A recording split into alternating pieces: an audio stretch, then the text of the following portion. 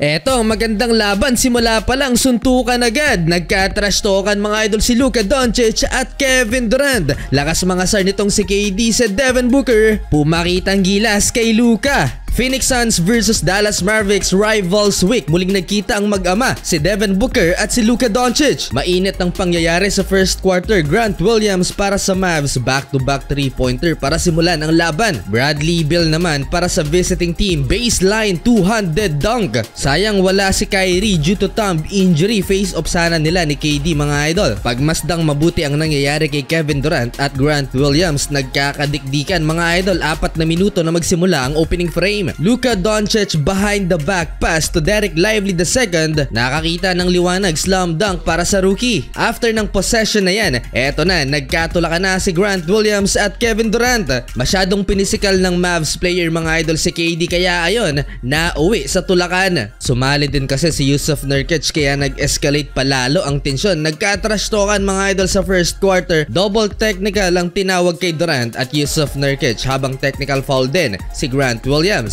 Grabe yung galit ni KD, talagang dinuro mga idol ang Mavs player. Back to the game, acrobatic layup by Kevin Durant and Luka Doncic, another assist para sa rookie, alley-oop dunk. Last 2:31 remaining ng first quarter, natirahan ng 3-pointer ni Luka si Kevin Durant. Masyadong napikon yata si KD at pinapainit ang ulo ni Luka Doncic. Mavs with 9-point lead, 34-25 heading into second quarter. Second quarter, lumobo palalo sa double figures ang lamang ng home team sa Phoenix Suns. Back-to-back 3-pointers mula kay Tim Hardaway Jr. at Luka Doncic. Nagtala pa ng solid block si Luka Doncic and Bradley Beal downhill. Another dunk para sa third star ng Phoenix Suns. Under 9 minutes, Luka Doncic, isa pang tres mga idol ng trash talk na sa bench ng Phoenix Suns. Last 2 minutes nag-run ng Phoenix dahil kay Grayson Allen at Devin Booker, kaya naibaba sa isa ang lamang ng home team, 58-57.